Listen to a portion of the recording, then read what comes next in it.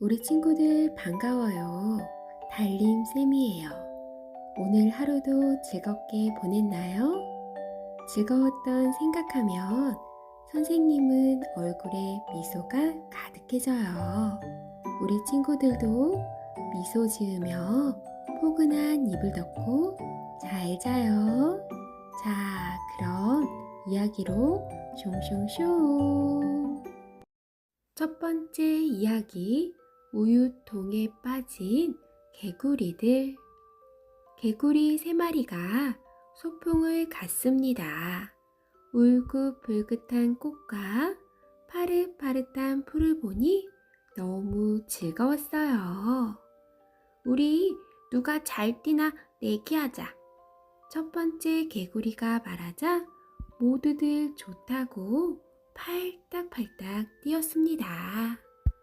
개구리들은 이리 폴짝 저리 폴짝 뛰면서 누가 높이 또 멀리 뛰는지 내기를 했어요.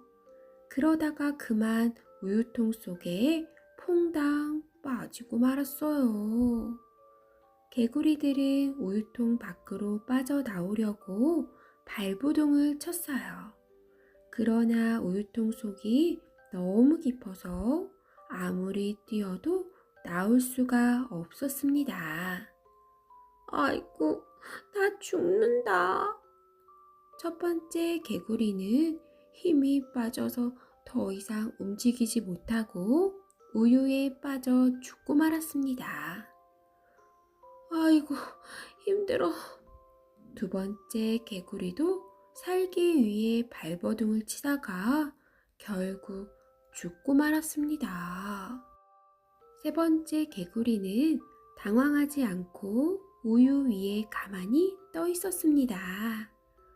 엄마는 위험할수록 침착하라고 하셨어. 우유통에서 빠져나갈 방법이 분명히 있을 거야. 세 번째 개구리는 천천히 헤엄을 치다가 쉬기를 반복하며 곰곰이 생각해 보았습니다. 한참 후 이상한 일이 벌어졌어요. 세 번째 개구리의 발에 무언가 단단한 것이 닿았습니다. 그것은 바로 우유가 굳어서 만들어진 치즈였어요. 옳지, 여기에 올라가 보자. 세 번째 개구리는 치즈 위에 올라섰습니다. 됐다. 이제야 살 것 같아. 세 번째 개구리는 치즈 위에서 한참을 쉬었습니다. 몸과 다리에 힘이 솟았어요. 어디 한번 뛰어보자. 세 번째 개구리는 치즈를 딛고 힘껏 뛰었습니다. 몸이 하늘 높이 치솟더니 우유통 밖으로 간신히 빠져나왔어요. 야, 살았다. 세 번째 개구리는 침착하게 때를 기다린 덕분에 마침내 목숨을 건질 수 있게 되었답니다. 두 번째 이야기, 땅에 묻은 돈. 시골에 사는 한 장사꾼이 물건을 사기 위해 많은 돈을 가지고 큰 도시로 왔습니다.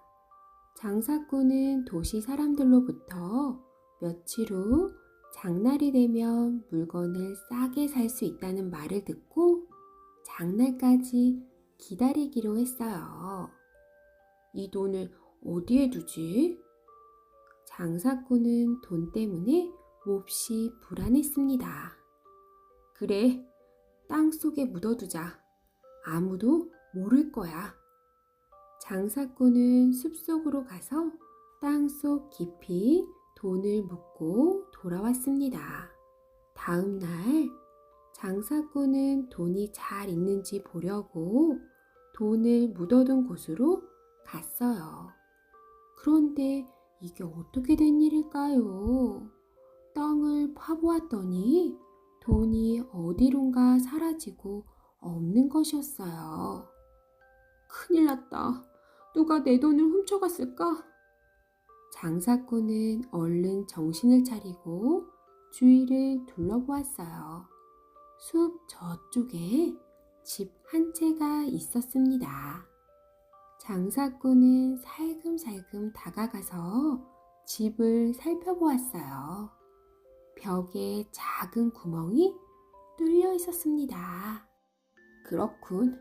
집주인이 이 구멍으로 내가 돈을 땅에 묻는 것을 본 것이야. 장사꾼은 국리 끝에 한 가지 꾀를 내었습니다. 장사꾼이 문을 두드리자 집주인이 문을 열고 나왔어요. 장사꾼은 어리숙한 척하며 말했습니다. 저는 시골에서 온 장사꾼입니다. 당신은 도시에 살고 있으니 저보다 많은 것을 아시겠지요? 사람들은 나에게 지혜가 뛰어나다고 말하지요. 집주인은 잘난 체하며 말했습니다. 그렇다면 저에게 지혜를 좀 가르쳐 주십시오. 그러죠. 무슨 문제가 있는지 말해보시오. 저는 이 도시에 물건을 사러 왔는데 돈을 2개의 자루에 나누어서 가져왔습니다. 그래서요? 2개의 자루에는 각각 은하 500개와 800개가 들어있지요. 저는 많은 돈 때문에 불안해하다가 은하 500개가 들어있는 자루를 땅속에 묻어두었습니다.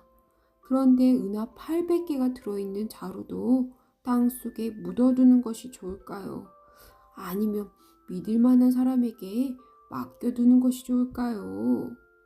집주인은 단번에 이렇게 대답하였어요. 세상에 믿을 만한 사람은 아무도 없습니다. 내가 만약 당신이라면 은하 800개가 들어있는 자루도 땅속에 묻겠습니다. 고맙습니다. 제 생각에도 그 방법이 가장 현명한 것 같으니 그렇게 하겠습니다. 장사꾼은 집주인에게 고마워하는 척하며 돌아갔습니다. 은하 800개라고? 그렇다면 저 어리석은 장사꾼이 알아채지 못하도록 훔친 돈자루를 다시 제자리에 묻어두어야겠군. 집주인은 얼른 돈자루를 들고 숲속으로 갔습니다. 장사꾼은 나무 뒤에 숨어서 보고 있다가 집주인이 돈자루를 땅속에 묻고 가자 돈자루를 찾아서 돌아갔습니다. 결국 집주인은 돈자루를 원래 주인인 장사꾼에게 되돌려준 셈이 되었답니다.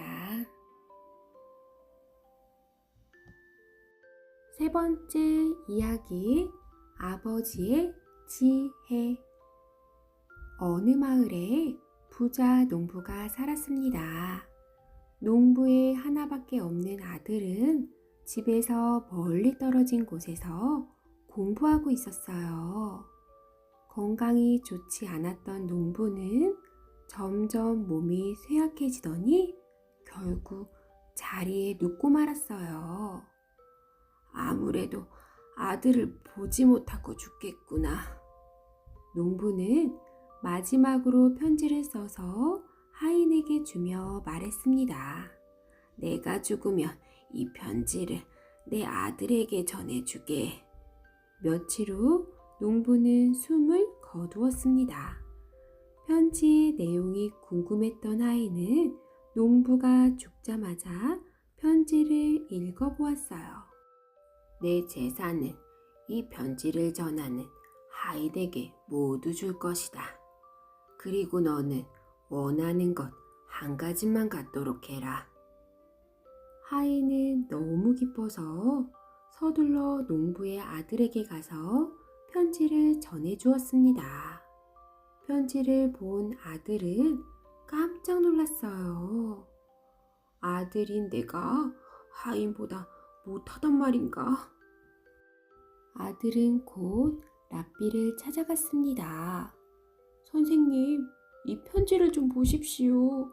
아버지께서 모든 재산을 하인에게 주신답니다. 아들의 말을 듣고 랍비는 웃으며 말했습니다. 자네 아버지는 아주 지혜로운 분이시네. 지혜롭다고요? 그렇고 말고 아버지는 자네가 집에 없으니까 이렇게 유언을 남긴 거야. 하인이 자네에게 아버지의 죽음을 알리지 않은 채 재산을 다 차지할지도 모르니깐 말일세. 아, 그렇군요. 하지만 저는 원하는 것 하나밖에 갖지 못합니다. 바로 그것이 아주 중요하다네. 자네는 아버지의 재산 중에서 하인을 선택하면 되지 않겠는가? 그러면 하인의 재산도 모두 자네의 것이 되니까 말이야. 랍비의 말을 들은 아들은 그제야 얼굴이 밝아졌습니다. 고향에 돌아간 아들은 자신이 가질 수 있는 단 한 가지로 하인을 선택했습니다. 결국 하인과 재산을 모두 갖게 된 것입니다. 네 번째 이야기, 하늘을 나는 말. 어느 마을에 억울하게 감옥에 갇힌 사람이 있었습니다. 임금님이 나쁜 사람들의 말만 듣고 그 사람을 사형시키기 위해 감옥에 가둔 것이었어요. 사형수는 아무 죄도 없이 죽는다는 것이 너무나 억울했습니다. 그러던 어느 날 감옥을 살피러 온 임금님에게 사형수가 말했습니다. 임금님, 사형을 1년만 미루어 주십시오. 뭐라고? 정말 기가 막히군. 1년의 시간을 주시면 임금님의 말을 훈련시켜서 하늘을 훨훨 날 수 있도록 하겠습니다. 꾀부리지 마라. 날개도 없는 말이 어떻게 하늘을 날 수 있단 말이냐? 임금님, 사형을 1년 정도 미룬다고 해서 달라질 것은 없으니 한 번만 믿어보시지요. 좋다. 만약 1년 후에도 말이 날지 못하면 너는 더욱 고통스럽게 죽는 줄 알아라. 네, 알겠습니다. 임금님이 돌아가자 다른 죄수들이 어이없다는 듯 말했습니다. 말이 하늘을 나는 게 가능하다고 생각하시오? 솔직히 나도 자신은 없어요. 하지만 1년이라는 시간이 있으니 그때까지 방법을 생각해 봐야지요. 시간은 자꾸 흘렀습니다. 그런데도 사형수는 임금님의 말이 하늘을 날 수 있도록 훈련시키기는커녕 예전과 똑같이 먹고 잘 뿐이었습니다. 사형수를 지켜보고 있던 다른 죄수들은 은근히 걱정이 되었어요. 여보게, 이제 열흘밖에 남지 않았어. 하늘을 나는 말은 어떻게 된 거야? 아직 시간이 남았잖아요. 사형수는 아무렇지도 않게 대답했습니다. 그날 밤 갑자기 임금님이 큰 병에 걸려서 세상을 떠나고 말았어요. 새 임금님이 나라를 다스리게 되자 하늘을 나는 말에 대한 약속은 소용이 없게 되었습니다. 게다가 새 임금님은 사형수의 누명을 벗겨주고 감옥에서 풀어주기까지 했답니다. 사형수는 1년이라는 시간 덕분에 누명도 벗고 자유의 몸이 될 수 있었답니다.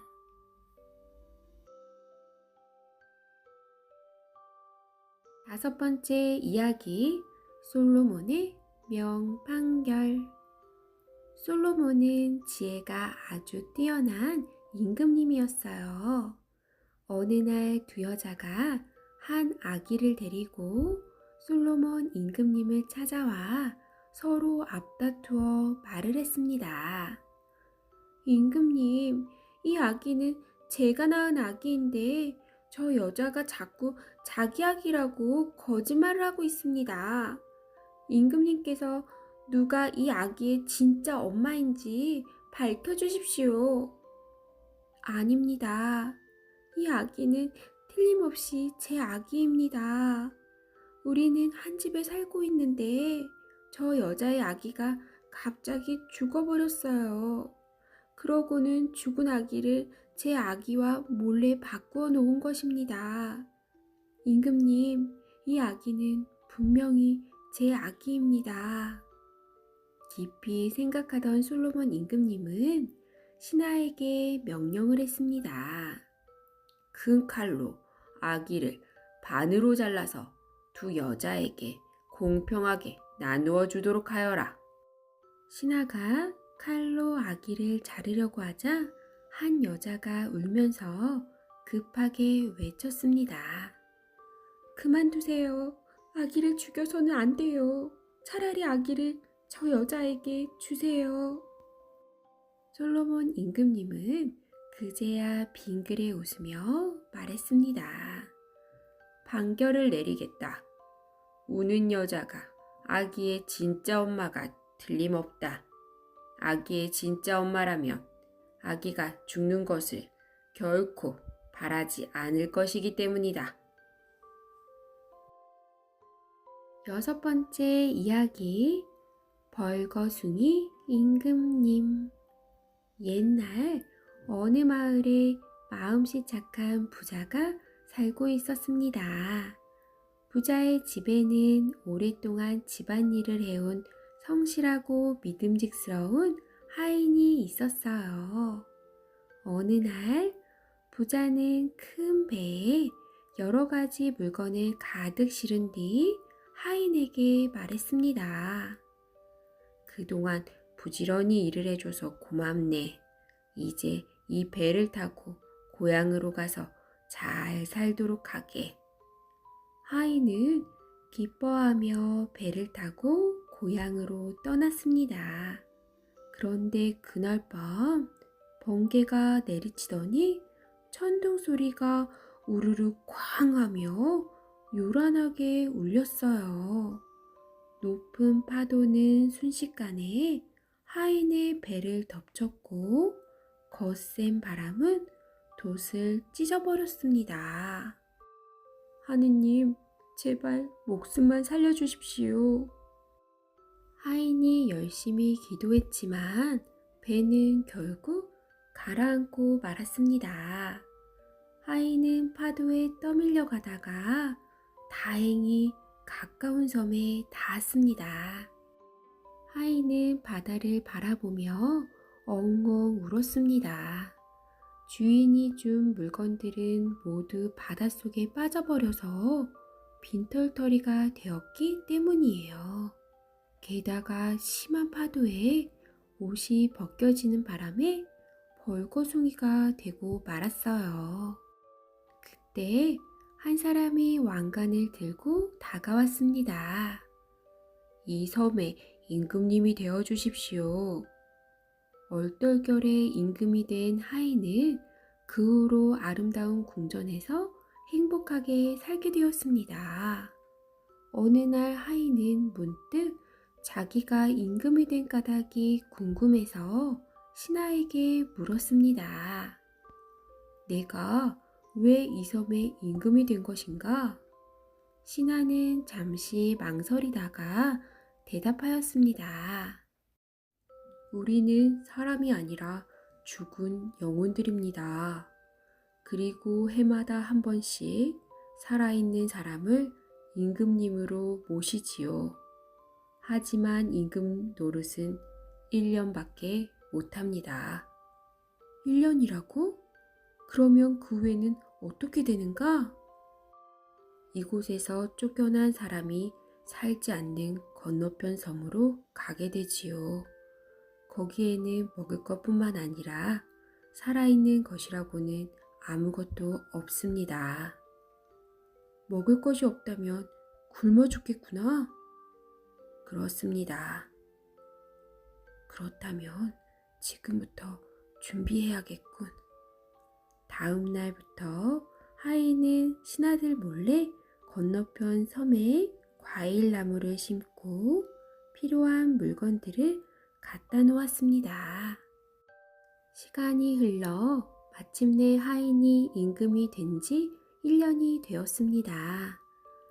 신하들은 하인을 처음처럼 벌거숭이로 만들어 건너편 섬으로 쫓아냈습니다. 하지만 하인은 걱정하지 않았어요. 과일 나무에는 과일들이 주렁주렁 매달려 있고 필요한 것들이 전부 있었기 때문이에요. 그 후로 하인은 자기와 같은 신세가 되어 섬에 먼저 와 있던 사람들과 걱정 없이 행복하게 살았습니다. 7번째 이야기, 혀의 힘. 어느 나라의 임금님이 병에 걸렸습니다. 하지만 무슨 병인지 도무지 알 수가 없었어요. 좋다는 약은 다 먹어봐도 임금님의 병은 조금도 낫지 않았습니다. 임금님의 병은 사자의 젖을 먹어야 나을 수 있는 병입니다. 사자의 젖을 구해와라. 임금님이 명령했지만 신하들은 벌벌 떨기만 하였습니다. 사자의 젖을 구하러 갔다가 사자에게 물려 죽을지도 모르는 일이기 때문이에요. 그때 한 젊은이가 소식을 듣고 찾아와서 용감하게 말을 했습니다. 제가 사자의 젖을 구해오겠습니다. 젊은이는 사자가 살고 있는 넓은 들판으로 갔습니다. 며칠을 고생한 끝에 젊은이는 새끼 사자를 길들일 수 있었어요. 얼마 후에는 어미 사자도 길들여서 마침내 사자의 젖을 얻을 수가 있었습니다. 빨리 임금님께 갖다 드려야지. 젊은이는 서둘러 길을 떠났어요. 아이고, 더워. 젊은이는 땀을 닦으며 나무 그늘 밑에 누웠습니다. 먼 길을 걸어온 젊은이는 피곤하여 스르르 잠이 들었어요. 젊은이는 자면서 자기 몸의 기관들이 싸우는 꿈을 꾸었답니다. 내가 없었다면 사자가 있는 들판에 갈 수 없었을 거야. 그러니까 내가 제일 잘났어. 다리의 말에 눈이 대들었습니다. 내가 없었다면 사자를 어떻게 찾을 수 있었겠니? 그러니까 눈이 제일 중요한 거야. 손도 가만히 있지 않았습니다. 사자를 찾으면 뭐하니? 손이 없었다면 젖을 짤 수가 있었겠니? 그러니까 내가 최고야. 조용히 해. 사람에게는 혀가 가장 중요해. 힘도 가장 세고 말이야. 혀의 말에 다리와 눈과 손이 깔깔대며 웃었습니다. 내가 사자의 젖을 짜는데 무슨 일을 했지? 너야말로 가장 쓸모없는 기관이야. 혀는 화가 났습니다. 어디 두고 보자. 혀가 얼마나 중요한지 보여줄 테니까. 잠에서 깨어난 젊은이는 재미있는 꿈이라고 생각하며 부지런히 걸어서 임금님께 갔습니다. 젊은이는 사자의 젖을 임금님 앞에 내놓았어요. 이게 무엇이냐? 예, 개의 젖입니다. 뭐? 개의 젖이라고? 사자의 젖을 구해오라고 했더니 개의 젖을 구해와? 여봐라, 이놈을 두들겨 패서 감옥에 가두어라. 다급해진 다리와 눈과 손은 혀에게 빌었습니다. 우리가 잘못했으니 어서 똑바로 말씀드려. 그제야 혀는 임금님에게 바른 대로 말하였습니다. 아닙니다. 제가 그만 헛소리를 했습니다. 이 젖은 개의 젖이 아니라 사자의 젖입니다. 알겠다. 그럼 어디 마셔보자. 임금님은 사자의 젖을 먹고 병이 씻은 듯 나았습니다. 다리와 눈과 손은 혀의 힘이 얼마나 대단한지 그제야 깨달았답니다.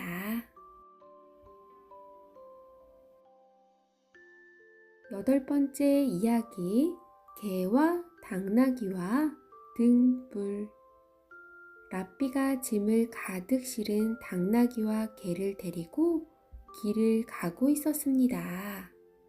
자, 힘을 내라. 이제 조금만 더 가면 마을이 나타날 거야. 거기에 가면 맛있는 것을 배불리 먹여주마. 어둑어둑한 밤이 되자 랍비는 등불을 켰습니다.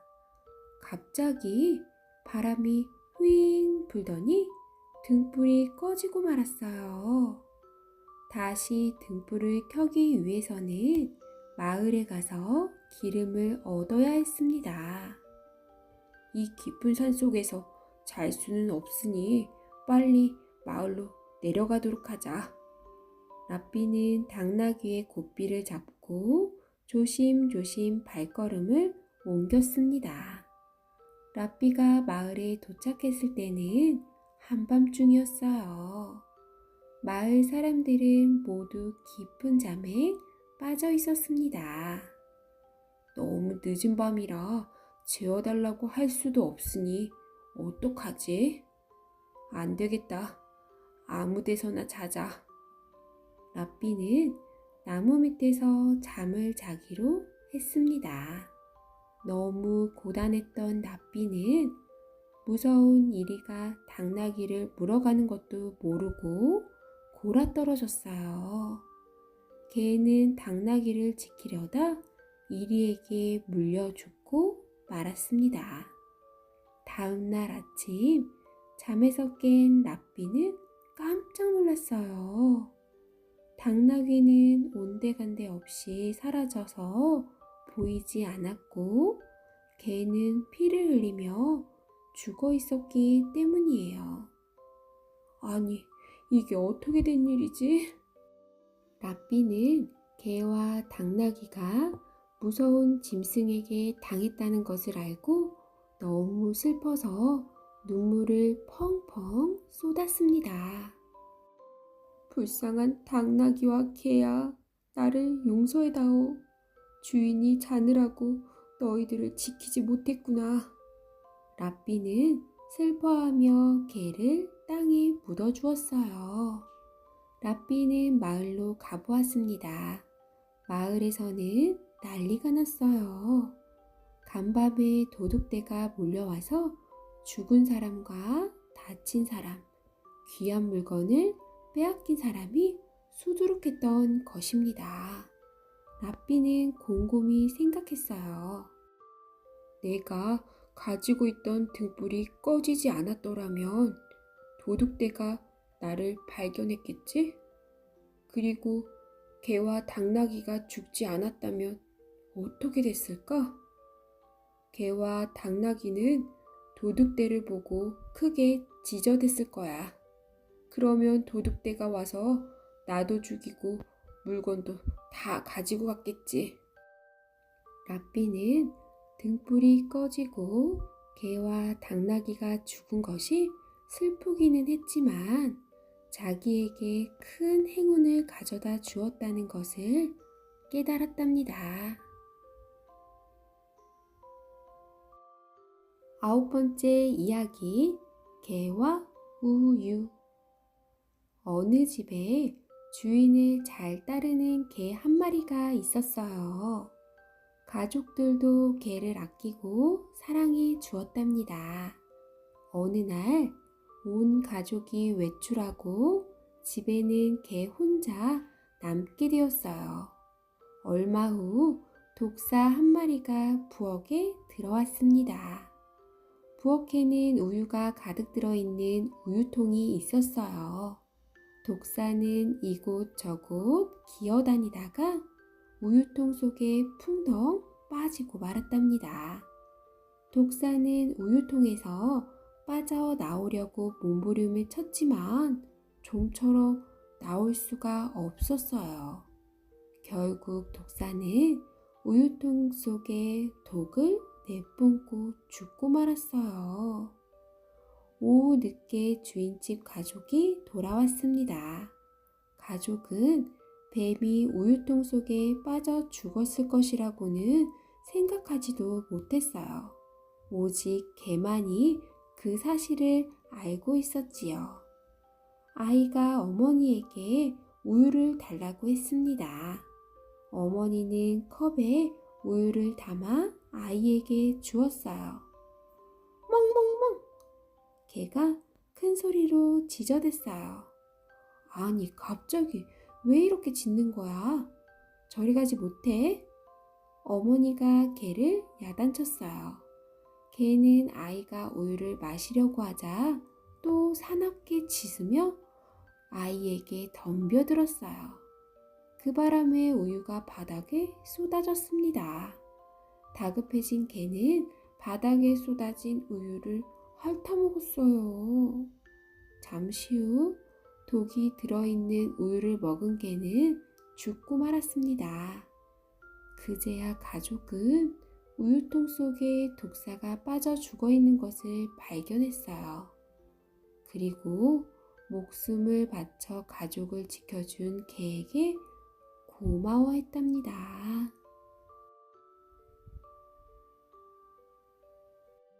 10번째 이야기, 날개 없는 새. 하느님이 처음 새를 만들었을 때는 날개가 없었습니다. 새들은 한자리에 모여 의논을 했습니다. 우리 새들은 힘도 약하고 빨리 뛸 수가 없어요. 그래서 위험한 일을 당할 때가 너무 많아요. 맞아요. 사나운 짐승들 때문에 우리 가족과 친구들이 너무 많이 죽었어요.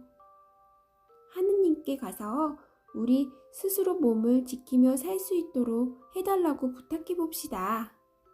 그게 좋겠군요. 새들은 곧바로 하느님을 찾아갔습니다. 하느님, 뱀은 독을 가지고 있어서 자기 몸을 지킬 수가 있습니다. 또 사자는 날카로운 이빨을 가지고 있고 말은 튼튼한 다리를 가지고 있어요. 맞아요. 하지만 우리들은 스스로 지킬 만한 어떤 것도 가지고 있지 않아서 살기가 힘들어요. 우리 새들도 스스로 지킬 수 있는 것을 하나라도 만들어주세요. 하느님은 고개를 끄덕이며 한참을 생각한 끝에 이렇게 말했습니다. 너희 새들에게 날개를 만들어 주겠다. 하느님, 고맙습니다. 새들은 좋아하면서 돌아갔습니다. 그런데 얼마 후 다시 하느님을 찾아왔어요. 왜 또 찾아왔느냐? 하느님이 물어보자 새들은 서로 불평을 하며 대답했습니다. 하느님, 날개가 너무 무거워요. 너무 거추장스러워서 빨리 달릴 수도 없어요. 차라리 예전처럼 이 날개를 없애주세요. 하느님은 고개를 저으며 말했습니다. 너희들은 날개를 사용할 생각조차 하지 않은 모양이구나. 날개를 움직여 봐야지. 날개를 움직여 보라고요? 그래. 내가 너희들에게 날개를 달아준 것은 하늘 높이 날 수 있도록 해주기 위해서야. 이 무거운 날개를 어떻게 움직여요? 움직이는 연습을 해야지. 연습도 하지 않고 날려고만 하면 되겠느냐? 하느님의 말을 듣고 새들은 부지런히 날개를 움직이는 연습을 하였어요. 그 후로 새들은 하늘 높이 날 수 있었고 무서운 동물로부터 스스로 몸을 보호할 수 있게 되었답니다. 11번째 이야기. 한 배를 탄 사람들. 어느 날 멋진 배가 항구를 출발했습니다. 영차, 영차. 사람들이 밧줄을 힘차게 끌어당기자 돛은 하늘 높이 쑥쑥 올라갔습니다. 배는 바람을 받은 돛이 팽팽해지면서 바닷물을 가르며 앞으로 나아갔어요. 하늘을 나는 갈매기들은 짙푸른 바다와 너무나 잘 어울렸습니다. 정말 멋진 바다죠? 그래요. 기분이 너무 좋아요. 사람들은 모두 바다의 아름다운 모습을 보고 감탄하면서 이런저런 이야기를 나누었습니다. 단지 한 사람만 배 한 구석에 시무룩한 표정으로 서 있었어요. 그 사람은 즐거워 보이지도 않았고 사람들과 어울리려고 하지도 않았습니다. 저기, 우리와 이야기를 나누면서 즐겁게 여행을 합시다. 사람들이 말을 걸었지만 그 사람은 여전히 아무 대답도 하지 않고 다른 곳만 쳐다보았습니다. 잠시 후 그 사람은 자기의 짐꾸러미에서 뾰족한 송곳을 꺼냈어요. 그러더니 송곳으로 배 바닥에 구멍을 뚫기 시작했습니다. 아니, 저 사람이 지금 뭐 하는 거예요? 사람들이 깜짝 놀란 얼굴로 우르르 몰려갔어요. 당신 지금 뭐 하는 거요? 보면 모르겠소. 내 자리에 구멍을 뚫고 있잖소. 당신 미쳤소? 멀쩡한 사람이 왜 그런 짓을 한단 말이오? 그야 내 맘이지. 내 자리에 내가 구멍을 뚫는데 당신들이 무슨 상관이요? 사람들은 어이가 없었습니다. 그런 말이 어디 있어? 당신 자리에 구멍이 나면 이 배는 가라앉고 말아요. 그렇게 되면 우리 모두 죽는다고요. 우리는 한 배를 타고 있단 말입니다. 그렇습니다.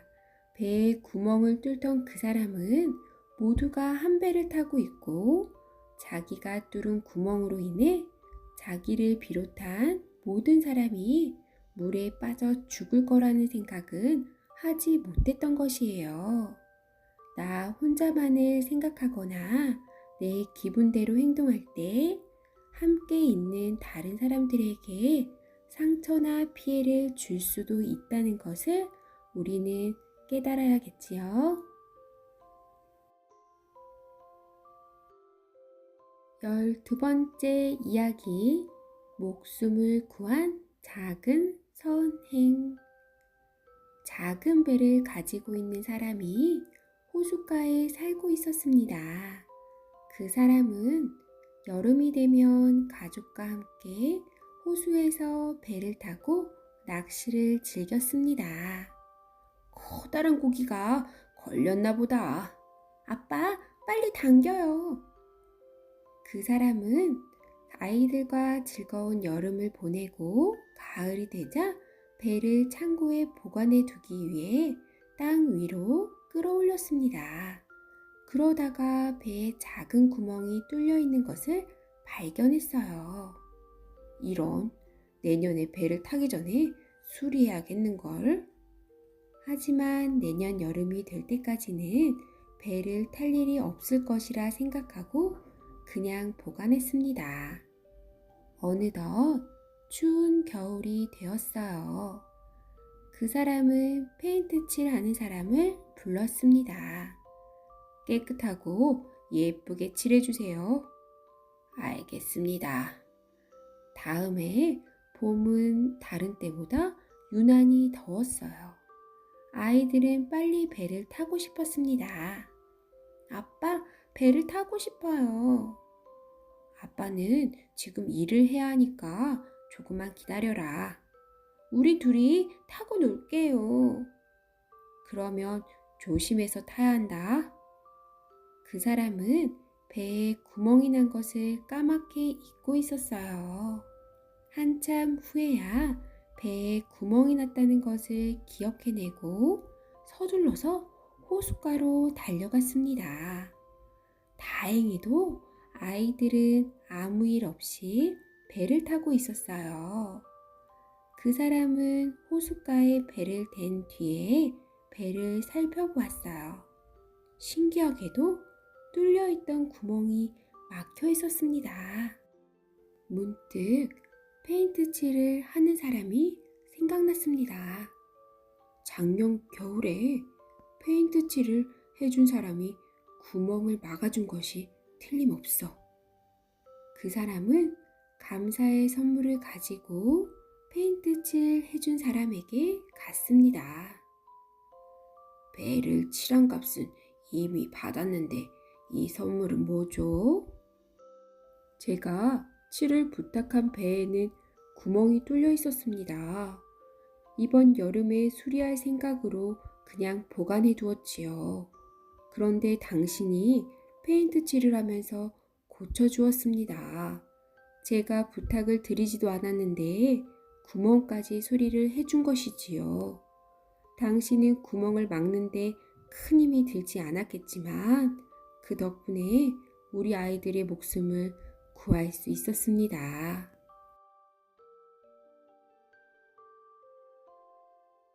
13번째 이야기, 거지와 현인. 어느 마을에 정직한 젊은이가 살고 있었습니다.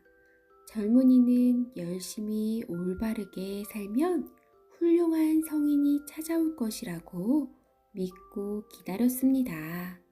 하지만 시간이 흘러도 젊은이를 찾아오는 성인은 없었어요. 그러던 어느 날 한 거지가 찾아왔어요. 하룻밤만 재워주십시오. 젊은이는 기다리고 있던 성인이 아니었기 때문에 몹시 실망한 목소리로 말했습니다. 이곳은 여관이 아닙니다. 그럼 밥이라도. 젊은이는 짜증내며 매정하게 문을 쾅 닫았습니다. 그러자 젊은이의 아버지가 말했습니다. 겉모습만 보고 판단하는 것은 옳은 행동이 아니다. 저 거지가 내가 그렇게도 기다리던 성인일지도 모르는 일 아니겠느냐.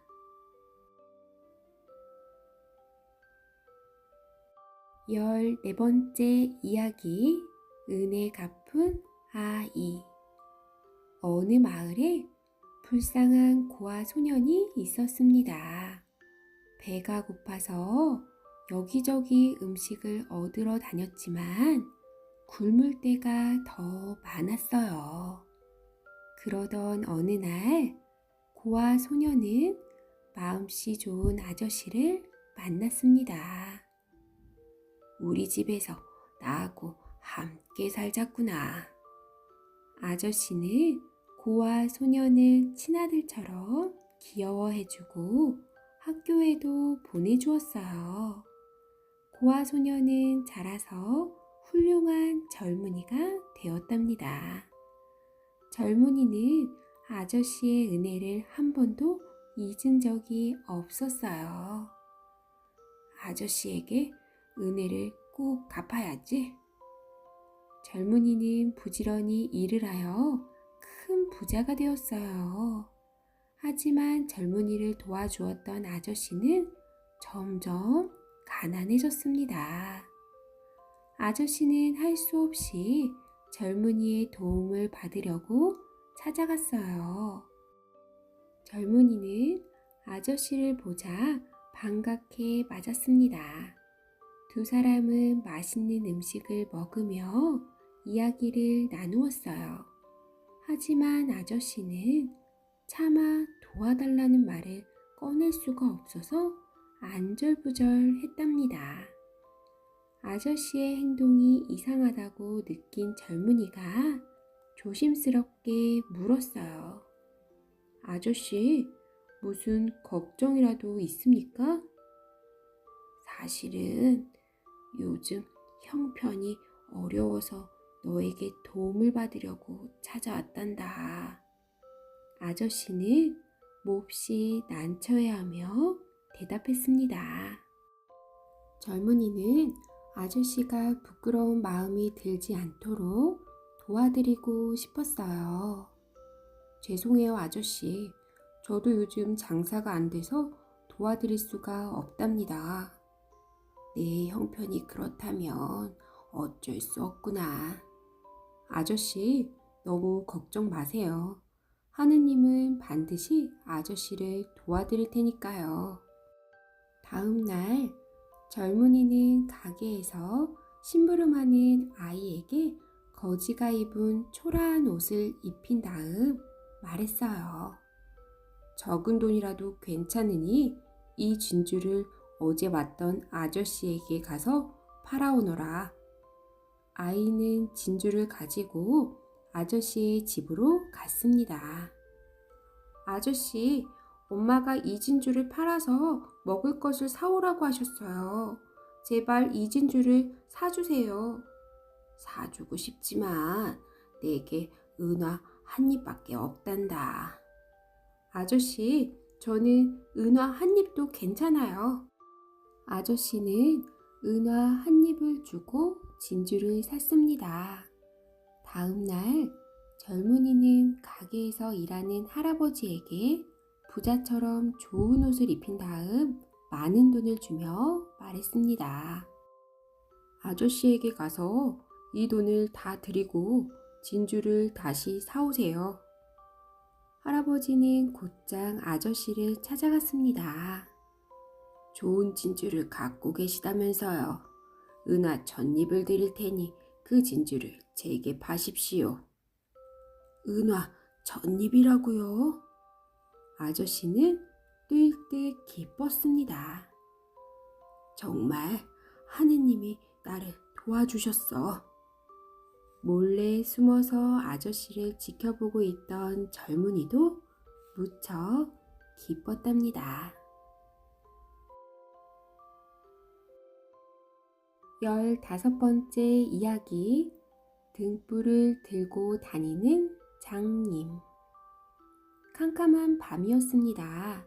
한 장사꾼이 어두운 밤길을 등불도 없이 서둘러 걸어가고 있었어요. 장사꾼은 밤이 깊어서야 마을 가까이 오게 되었습니다. 아이들이 기다릴 텐데 빨리 가자. 장사꾼은 강물 위에 놓인 다리 앞에 잠시 멈춰섰습니다. 다리가 낡은 데다가 붙잡고 갈 만한 손잡이도 없었기 때문이에요. 한밤중에 건너기에는 아주 위험한 다리였습니다. 어떡하면 좋지? 장사꾼은 다리 앞에서 콸콸 흐르는 물소리를 들으며 숨을 몰아쉬었어요. 그때였습니다. 여보시오, 나하고 같이 다리를 건넙시다. 등불을 든 남자가 지팡이를 짚으며 장사꾼에게 다가왔습니다. 등불이다. 장사꾼은 뛸 듯이 기뻤어요. 잘 됐습니다.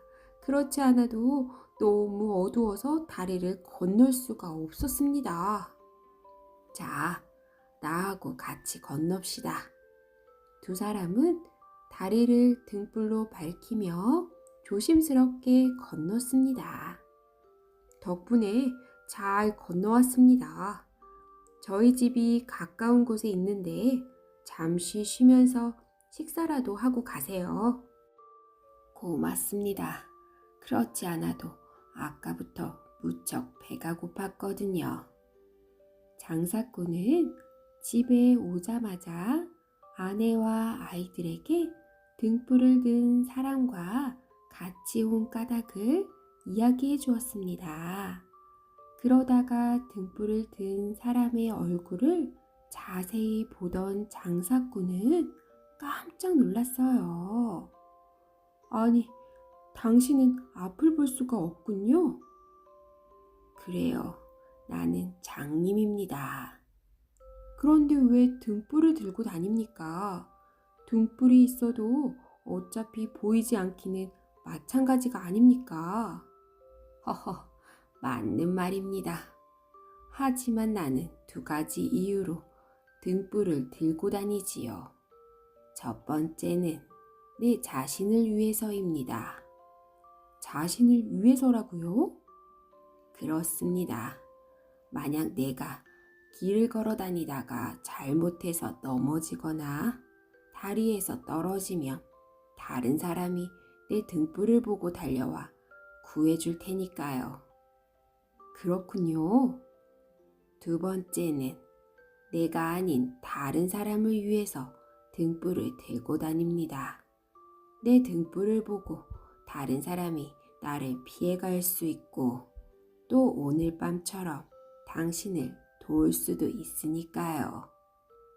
장사꾼은 머리를 끄덕이며 장님을 진심으로 존경하게 되었답니다.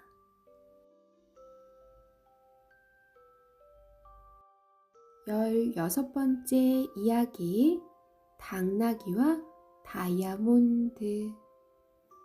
가난한 라삐가 살고 있었습니다. 라삐는 날마다 산에서 나무를 해다가 먼 곳에 있는 시장에 가서 팔았어요. 그래서 늘 공부할 시간이 모자랐습니다. 당나귀가 있으면 나무를 더 많이 할 수 있고 시장에 가는 시간도 아낄 수 있을 거야. 그러면 공부할 시간도 더 많이 생기겠지. 라삐는 나무를 팔아서 모은 돈으로 당나귀 한 마리를 샀습니다. 라삐의 제자들도 당나귀를 보고 매우 기뻐했어요. 선생님, 저희들이 당나귀를 목욕시키겠습니다. 제자들은 당나귀를 깨끗이 씻겨주었습니다. 이게 뭐지? 당나귀의 목에 걸린 방울을 닦던 제자가 하얗게 반짝이는 물건을 들어 보였습니다. 이야, 이건 값비싼 다이아몬드야. 잘 됐어. 이 다이아몬드만 있으면 이제 선생님도 힘들게 일하지 않아도 돼. 그래, 이거 팔면 큰 돈을 받을 수 있을 거야. 제자들은 기뻐하며 라삐에게 달려갔습니다. 선생님, 당나귀 목에 걸린 방울에서 다이아몬드가 나왔습니다. 그래? 그렇다면 어서 다이아몬드를 원래 주인에게 돌려주고 와야겠다. 이 당나귀는 선생님께서 산 당나귀가 아닙니까? 그렇긴 하지만 다이아몬드를 산 기억은 없네. 그러니까 이 다이아몬드는 내 것이 아니야. 다음 날 라삐는 자기에게 당나귀를 팔았던 상인을 찾아갔습니다. 제가 산 당나귀의 방울에 이 다이아몬드가 있었습니다. 돌려주는 것이 마땅하기 때문에 가져왔습니다. 상인은 라삐의 정직함에 크게 감동을 하고 공손히 물었습니다. 다른 사람 같으면 다이아몬드를 돌려주지 않았을 텐데 이렇게 돌려주시는 이유가 무엇입니까? 우리 유태인들은 자기가 값을 치른 물건만 가집니다. 나는 이 다이아몬드에 대한 값은 지불하지 않았기 때문에 가질 수가 없는 것입니다.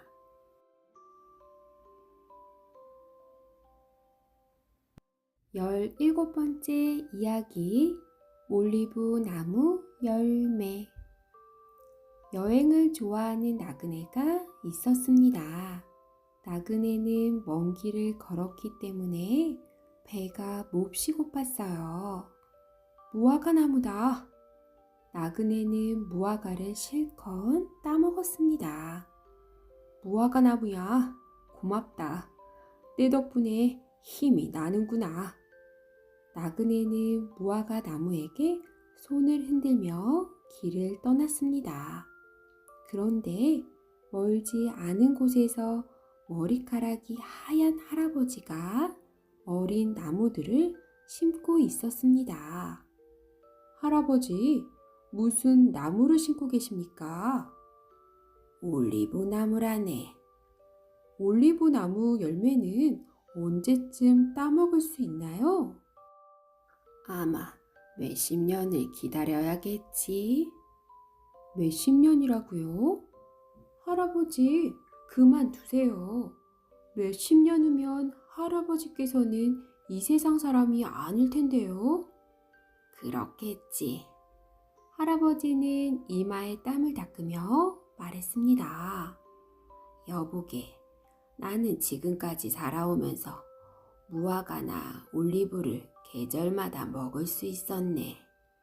그렇다면 그 나무들은 누가 심었을 것 같은가? 그야 할아버지보다 먼저 태어난 사람들이겠지요? 맞았네. 난 그 사람들이 몇십 년 전에 심어놓은 나무 열매를 먹을 수 있었던 것이네. 그렇듯 지금 내가 나무를 심어 놓으면 내 자손들이 또 그 열매를 먹을 수 있지 않겠는가? 아하, 할아버지의 말씀이 옳습니다.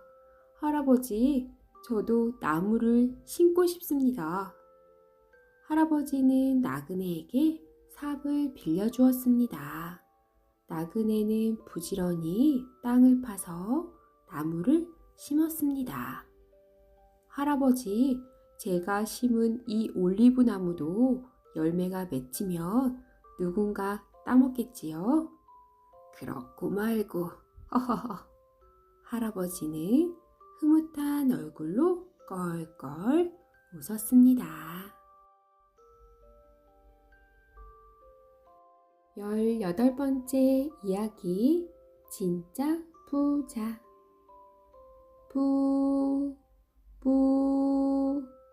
부자들만 탄다는 호와 유람선이 천천히 항구를 떠났습니다. 부자들은 갑판에 둘러앉아 포도주를 마시며 서로의 재산들을 자랑하느라 정신이 없었어요. 먼저 대머리 남자가 입을 열었습니다. 나는 아주 큰 금덩어리를 가지고 있답니다. 이 금덩어리를 팔아서 장사를 할 거예요. 이번에는 배가 불룩 나온 남자가 말했습니다. 나는 다이아몬드를 가지고 있어요. 이 다이아몬드를 아들 결혼식 예물로 주러 가는 길이지요. 눈이 큰 여자도 끼어들었습니다. 나는 돈이 아주 많아요. 이 가방 5개에 돈이 가득 들어있답니다. 이 돈으로 보석을 살 거예요.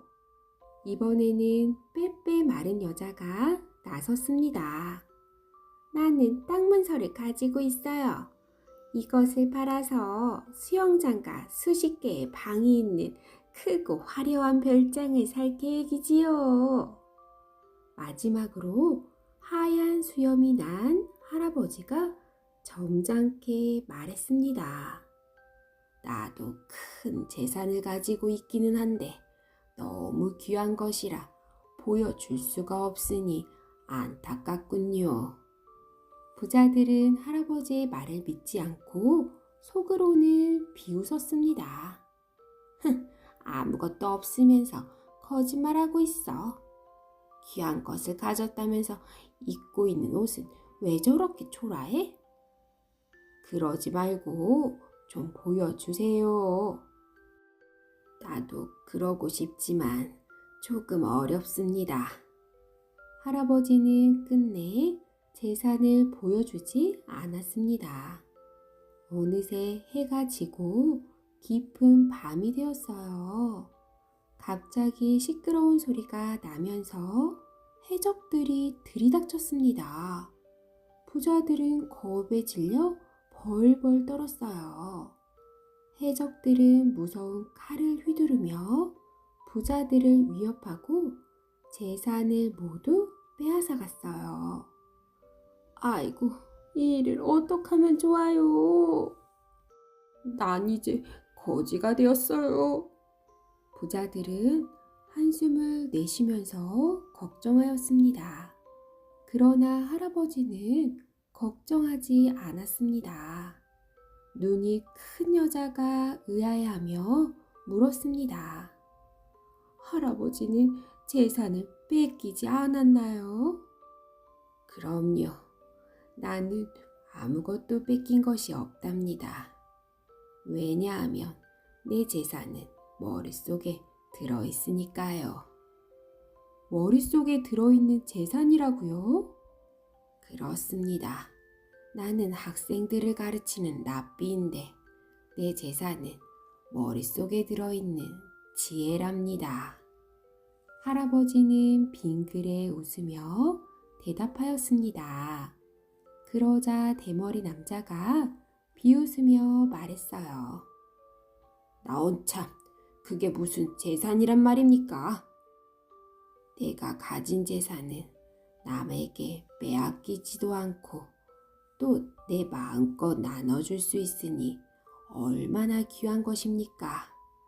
그러니 나야말로 진짜 부자라고 할 수 있지요. 아, 그렇군요. 할아버지는 정말 지혜롭습니다. 우리도 자식들에게 돈 대신 지혜를 물려줍시다.